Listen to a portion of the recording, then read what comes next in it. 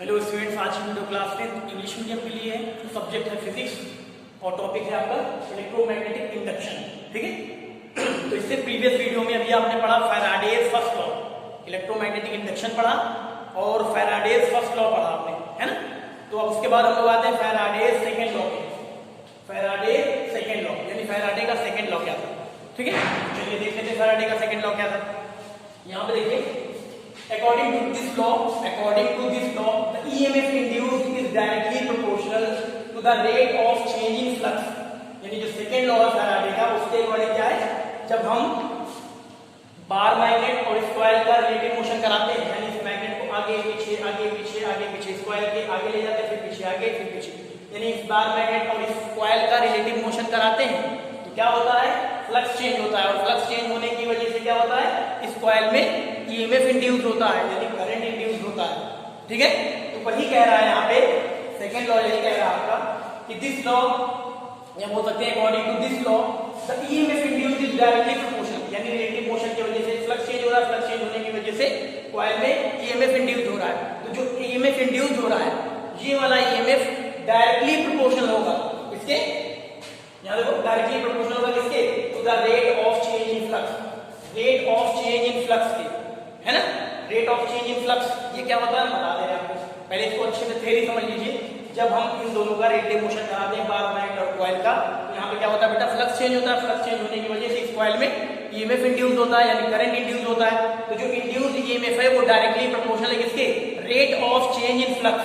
Rate of change in flux का मतलब होता है delta phi upon delta T. आपको पहले ही बताया गया था फिजिक्स में, जहां पे भी रेट दिख जाए, RAT रेट, रेट का मतलब ये होता है क्या, पर यूनिट टाइम, यानी divided by time, divided by time. तो हमने यहाँ पर डेल्टा भी लिया है, rate of change in flux. Rate of change in flux का मतलब ये होता है delta phi upon delta T. अब ये जो हमने डेल्टा लिया है, दिख रहा, इसको बोलते हैं डेल्टा। डेल्टा क्यों लिया है, क्योंकि बेटा यहाँ पे चेंज हो रहा है, क्योंकि फ्लक्स क्या हो रहा है, चेंज हो रहा है। आपको जब फ्लक्स पढ़ाया गया था तो फ्लक्स का सिंबल क्या बताया गया, फाई बताया गया था, मैग्नेटिक फ्लक्स का सिंबल फाई बताया गया था। लेकिन यहाँ पे डेल्टा लगा के रखा गया, डेल्टा फाई। डेल्टा का मतलब चेंज हो रहा है, कुछ चेंज हो रहा है, इसलिए डेल्टा फाई। फ्लक्स चेंज हो रहा है ना यहाँ पे, और क्या, मैग्नेट आगे पीछे कर रहा है, तो फ्लक्स यहाँ पे मैग्नेटिक फ्लक्स चेंज नहीं हो रहा है।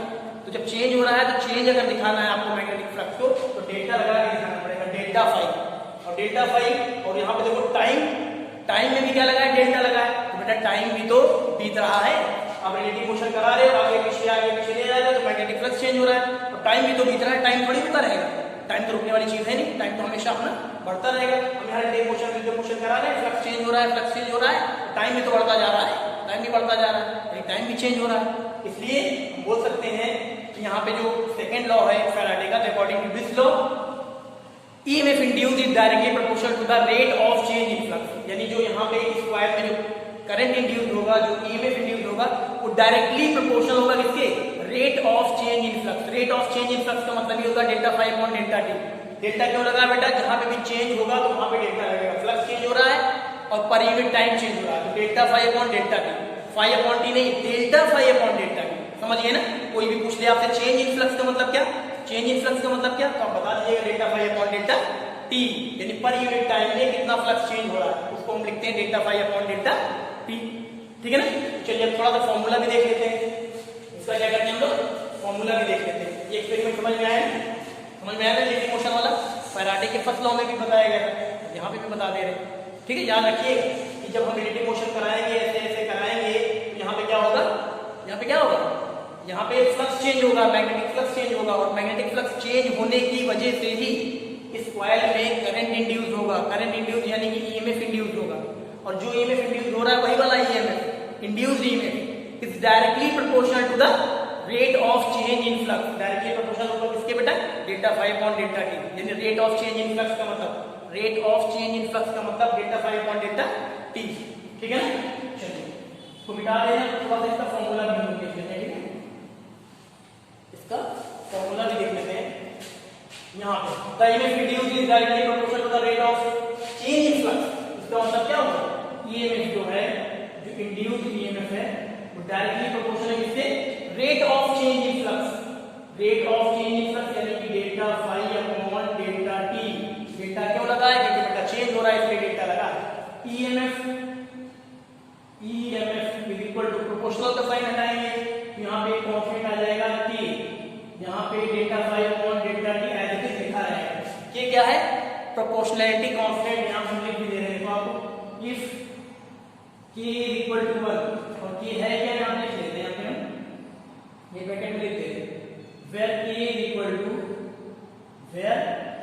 equal to proportionality constant, proportionality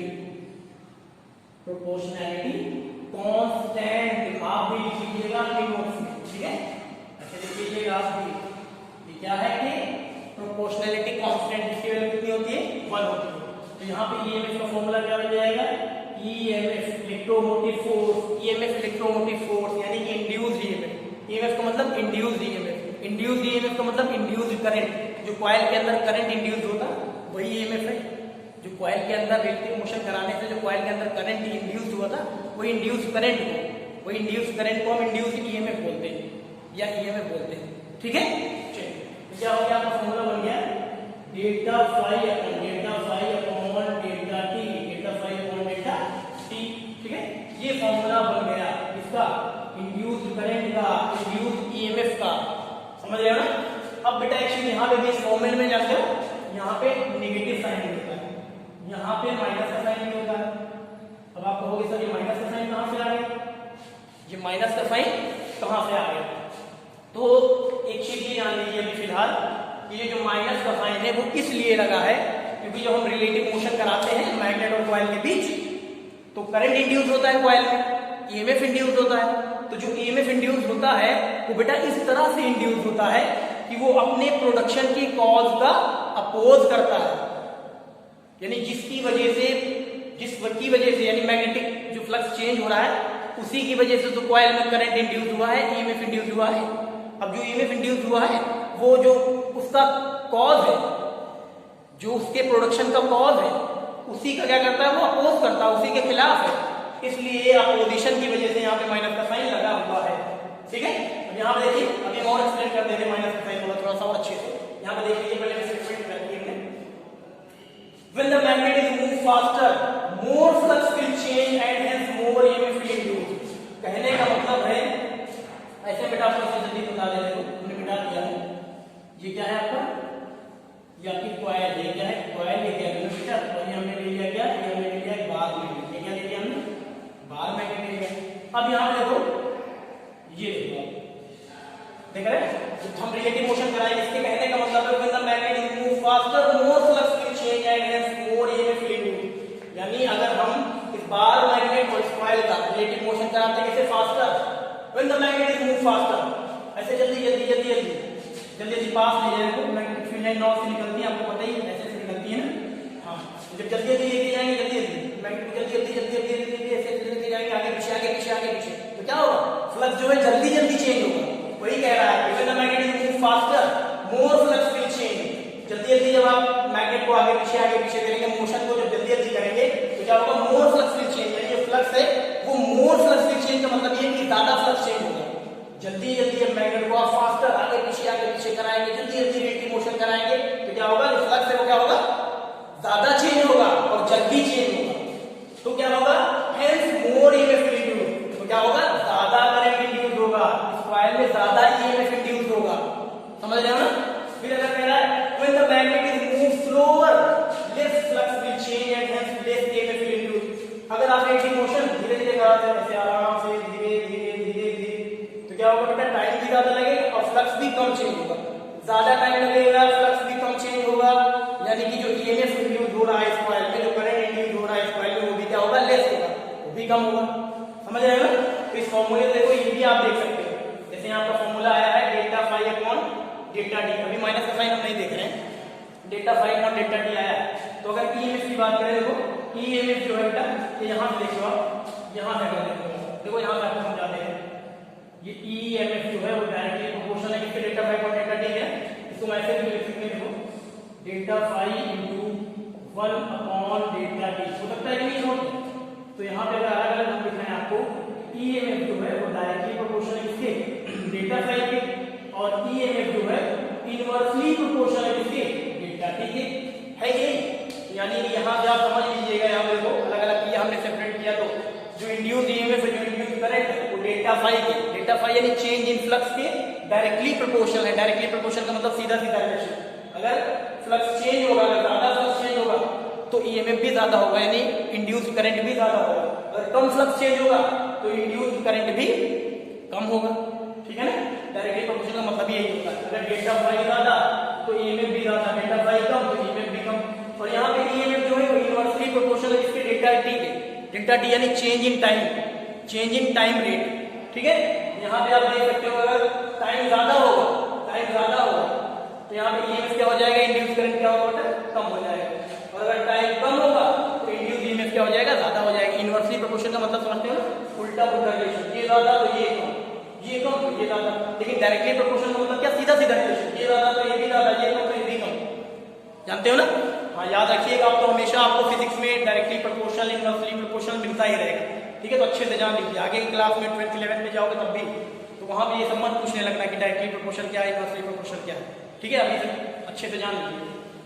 चलिए, तो ये हो गया आपका delta phi upon delta T, समझ लिया ना, यानी rate of change in flux. Delta phi upon delta T का मतलब rate of change in flux. तो यही है फैराडे का सेकंड लॉ। अब यहाँ पे एक माइनस जो आ गया, ठीक है, आ गया बेटा माइनस। इसके लिए हम आपको और अच्छे से बताएंगे, लेकिन फिलहाल बता दे रहे हैं माइनस क्या है।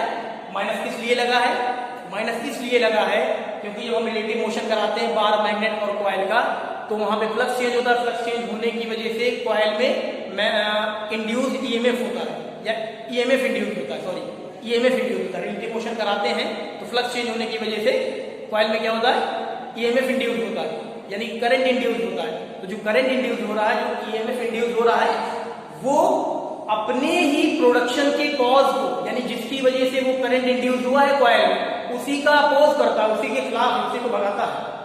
इसीलिए क्या है, माइनस का साइन लगा है। तो लिख दे रहे हैं यहाँ पे नेगेटिव साइन शोज, यहाँ पे लिखिए। अब इसको मिटा दे रहे तो लिख दे रहे, तो हाँ लिखते हैं, यहाँ लिख दे रहे, यहाँ लिखिए, चलो यहाँ लिख दे रहे, यहाँ हम लिख दे रहे हैं नेगेटिव साइन क्यों लगा है, negative sign shows, negative sign shows induce EMF,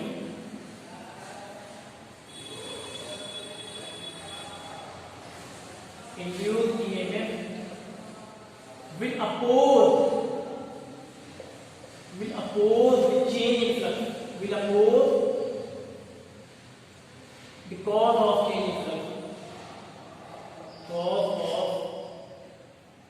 change in flux, flux यानी मैग्नेटिक फ्लक्स। ठीक है, नेगेटिव साइन क्यों लगा, नेगेटिव साइन यहाँ पे ये शो करता है इंड्यूस ईएमएफ, यानी जो कॉइल में इंड्यूस ईएमएफ है, जो इंड्यूस करंट है, will oppose the cause of change in flux. वो क्या करता है, अपने प्रोडक्शन को, अपने प्रोडक्शन के कॉज को ही क्या करता है, अपोज करता है। तो आप लिख सकते हैं negative sign shows induce EMF will oppose the cause of change in flux. जो चेंज इन फ्लक्स का कॉज है, जो कारण है, उसी के अपोज है कौन, वही इंड्यूस ईएमएफ। इसीलिए क्या लगता है, माइनस का साइन लगता है। ठीक है, और अच्छे से नेगेटिव का, और अच्छे से नेगेटिव साइन क्यों लगा, अभी तो इतने से थोड़ा सा क्लियर हुआ होगा। नेगेटिव साइन के बारे में और आपको बताएंगे, अभी एक लॉ आपको पढ़ाएंगे, लेंज लॉ। क्या पढ़ाएंगे, लेंज लॉ। तो वहां से और अच्छे से क्लियर हो जाएगा कि माइनस जो लगा है वो किस लिए लगा है, कैसे अपोज करता है, जो इंड्यूस ईएमएफ है कॉइल का, वो कैसे अपने प्रोडक्शन के कॉज को अपोज करता है। वहां से और ज्यादा क्लियर हो जाएगा। ठीक है, अभी फिलहाल इतना जानिए माइनस क्यों लगा है। इसीलिए लगा है क्योंकि ये माइनस यहाँ पे क्या दिखाता है कि जो इंड्यूस ईएमएफ है, जो कॉइल में इंड्यूस करंट है, वो क्या करता है, अपने प्रोडक्शन के कॉज को, अपने पैदा होने की वजह को ही अपोज करता है। उसी से क्या होता है, दूर भागता है, उसी के खिलाफ। ठीक है, जिसकी वजह से वो पैदा हुआ, जिसकी वजह से उसका प्रोडक्शन हुआ इंड्यूस करंट का, उसी को क्या करता है, उसी का अपोज करता है, उसी के खिलाफ है, इसलिए माइनस। ठीक है, चलिए अब यहाँ पे इतना हो गया बेटा। एक चीज देखो, एक लाइन यहाँ पर लिख रखी है, फैराडेज लॉ और in accordance with conservation of energy. Faraday's law are in accordance with conservation of energy. Conservation of energy तो जानते हो ना, आप पढ़ के आए हो। एनर्जी कैन, या क्या बोल सकते हैं, energy can neither be created nor destroyed, यानी एनर्जी को ना तो हम बना सकते हैं, ना तो उसे नष्ट कर सकते हैं, बस केवल क्या कर सकते हैं, it can be change in another form, यानी इसको हम क्या कर सकते हैं, दूसरी फॉर्म में बदल सकते हैं, यानी एक फॉर्म से दूसरी फॉर्म में बदल सकते हैं। उसी को क्या कहते हैं, law of conservation of energy, है ना। तो यहाँ पे वही कह रहा है, Faraday's law are in accordance with conservation of energy. Faraday का लॉ जो हमने पढ़ा फर्स्ट और सेकंड, वो भी भी क्या है, कंजर्वेशन ऑफ एनर्जी को ही रिप्रेजेंट करता है, कंजर्वेशन ऑफ एनर्जी को ही रिप्रेजेंट करता है। कैसे रिप्रेजेंट करता है देखो कैसे, जब हम बार मैग्नेट और कॉइल का इलेक्ट्रिक मोशन कराते हैं तो क्या करते हैं, इलेक्ट्रिक मोशन को करा रहे हैं यहाँ पे बार मैग्नेट को आगे पीछे कर रहे हैं, क्या होता है, ये मैकेनिकल वर्क है, यानी कि ये मैकेनिकल एनर्जी है। क्या कर रहे हैं, बार मैग्नेट को आगे पीछे करा रहे हैं, क्या है, ये मैकेनिकल एनर्जी है। और जब आगे पीछे कराते हैं उसकी वजह से क्या होता है, फ्लक्स चेंज होता है, फ्लक्स चेंज होने की वजह से इस कॉइल में करंट इंड्यूस होता है, यानी इलेक्ट्रिसिटी पैदा हो जाती है, बिजली पैदा हो जाती है। तो क्या हुआ यहाँ पे, मैकेनिकल एनर्जी किसमें कन्वर्ट हो गई, इलेक्ट्रिकल एनर्जी में। तो मैकेनिकल एनर्जी इलेक्ट्रिकल एनर्जी में कन्वर्ट हुई, यानी कि फैराडे लॉ भी तो कंजर्वेशन ऑफ एनर्जी को ही रिप्रेजेंट कर रहा है। और क्या एक एनर्जी दूसरी एनर्जी में क्या हो रही है, ट्रांसफर हो रही है, कन्वर्ट हो रही है, ठीक है ना। यानी ये भी क्या करता है, कंजर्वेशन ऑफ एनर्जी को रिप्रेजेंट करता है। इसीलिए यहाँ पे लिख दिया गया है फैराडेज लॉ और in accordance with conservation of energy. Conservation of energy आपको पता है ना, 9th क्लास में पढ़े हो गया। The energy can neither be created not destroyed, energy को, ऊर्जा को ना तो पैदा किया जा सकता है, ना तो डिस्ट्रॉय किया जा सकता है, ना तो नष्ट किया जा सकता है। It can only transfer into another form, उसको केवल दूसरे फॉर्म में ट्रांसफर कर सकते हैं। जैसे यहाँ मैकेनिकल एनर्जी ट्रांसफर हुई, कन्वर्ट हुई किसमें, इलेक्ट्रिकल एनर्जी में, और किसमें, ठीक है। चलिए तो ये हो गया, ये फॉर्मूला है, बहुत इंपॉर्टेंट फॉर्मूला है, इसमें न्यूमेरिकल भी कराया जाएगा आपको। लेकिन उससे पहले अगली वीडियो में, मतलब अगली वीडियो डालेंगे उसमें क्या करेंगे, आपको लेंज लॉ एक्सप्लेन करेंगे। लेंज लॉ में आपको और अच्छे से पता चल जाएगा बेटा कि ये नेगेटिव साइन क्यों लगा है, ठीक है। अभी फिलहाल इतना जानिए कि नेगेटिव साइन जो है वो शोज कर रहा है इसको, जो ईएमएफ इंड्यूस हुआ है कॉइल में, जो ईएमएफ इंड्यूस हुआ है कॉइल में, वो क्या करता है, वो ईएमएफ किस तरह से इंड्यूस होता है कि वो अपने प्रोडक्शन के कॉज को, यानी फ्लक्स चेंज हुआ था जब इलेक्ट्रिक मोशन कराया था हमने, तो फ्लक्स चेंज हुआ था, फ्लक्स चेंज होने की वजह से ही करंट इंड्यूस हुआ था कॉइल में, फ्लक्स चेंज होने की वजह से ही करंट इंड्यूस हुआ था कॉइल में। और कॉइल क्या कर रहा है, इंड्यूस करंट क्या कर रहा है, इंड्यूस ईएमएफ क्या कर रहा है, जो फ्लक्स चेंज होने की वजह से जो पैदा हुआ है इंड्यूस ईएमएफ, वो उसी को, यानी जो फ्लक्स चेंज हुआ उसी का अपोज कर रहा है, अपने प्रोडक्शन की वजह को ही क्या कर रहा है, अपोज कर रहा है। इसीलिए नेगेटिव साइन इतना जाने दीजिएगा, इसको लिख लीजिएगा, इसी के नीचे लिख लीजिएगा, negative sign shows induce EMF will oppose the cause of change in flux, ठीक है।